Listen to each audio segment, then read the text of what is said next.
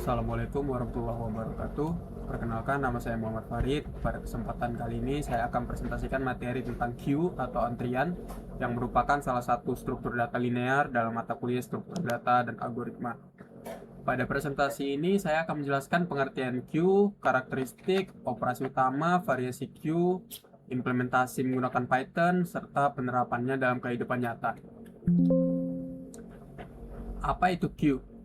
Queue atau antrian adalah struktur data linear yang menggunakan prinsip FIFO atau first in first out.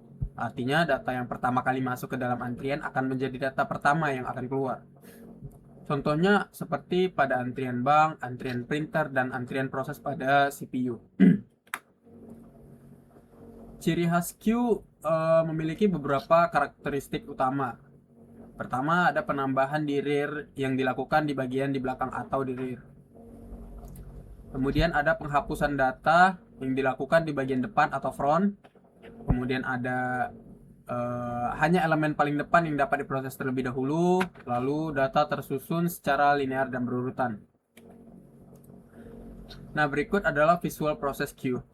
Jadi pada saat ketika data masuk ke antrian itu disebutnya NQ. Dan ketika data keluar dari antrian itu disebut DQ. Jadi data yang pertama masuk itu akan menjadi data yang pertama keluar sesuai prinsip FIFO. Operasi utama Q. Yang pertama ada NQ, yaitu deskripsinya yaitu menambahkan elemen ke belakang antrian. Kemudian ada DQ yang mana menghapus elemen dari depan antrian. 3 ada peak atau front yang mana melihat elemen paling depan. Kemudian ada is empty yang mana memeriksa apakah antrian kosong.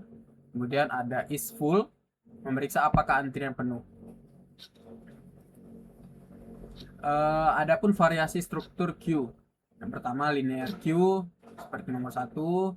Kemudian nomor 2 ada circular queue. 3 ada priority queue, dan yang keempat ada DQ atau double ended queue. Masing-masing memiliki fungsi dan keunggulan sesuai kebutuhan sistem. Nah, berikut adalah contoh penggunaan queue dalam Python. Jadi, program ini menggunakan library collections DQ. Antrian pertama dibuat kosong, kemudian data Andi, Budi, Citra, dan Dewi dimasukkan menggunakan append atau menambahkan. Selanjutnya, program ini menampilkan isi antrian, jumlah antrian, dan elemen paling depan. Kemudian dilakukan DQ menggunakan pop left. Jadi, data yang masuk lebih dulu nantinya akan dilayani lebih dulu. Nah, outputnya sendiri nanti akan menunjukkan isi antrian itu ada Andi, Budi, Citra, dan Dewi. Lalu memberitahu jumlah antriannya 4, yang mana yang paling depan adalah Andi. Jadi Andi dan Budi dilayani terlebih dahulu, dan sisa antriannya itu tinggal Citra dan Dewi. Nah, kita lihat contohnya seperti di sini.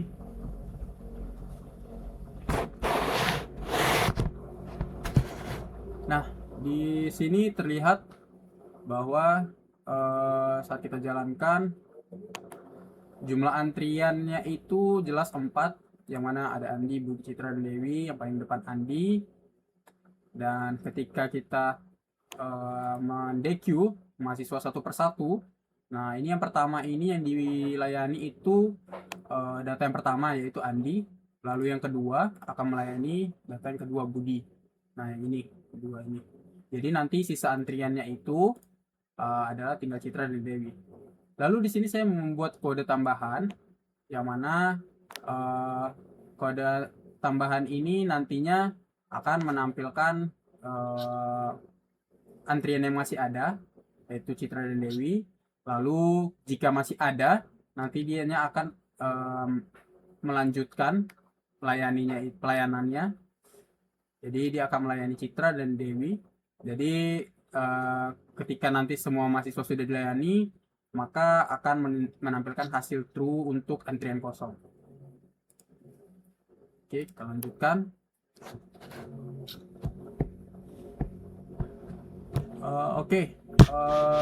Di sini ada array versus linked list. Jadi di sini array ini untuk ukurannya dia statis atau tetap, jadi harus ditentukan dari awal.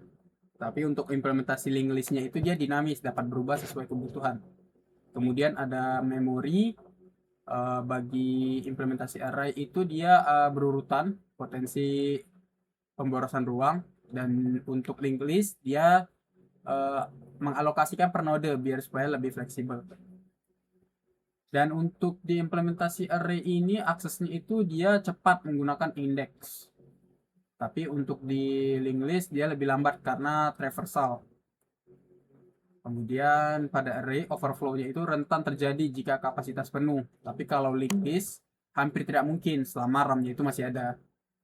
Kompleksitas di implementasi array ini sederhana untuk diimplementasikan, tapi untuk di linked list lebih rumit karena manajemen pointer.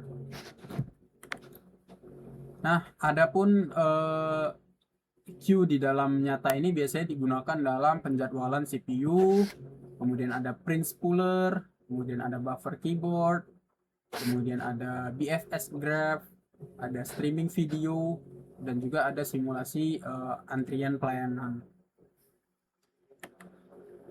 Jadi queue ini adalah struktur data linear yang menggunakan prinsip FIFO, mana implementasi dapat menggunakan array atau linked list.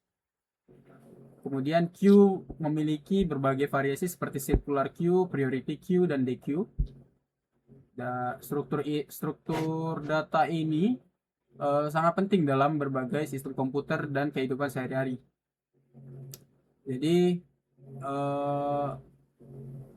mungkin hanya sekian presentasi yang dapat saya sampaikan. Terima kasih atas perhatiannya. Assalamualaikum warahmatullahi wabarakatuh.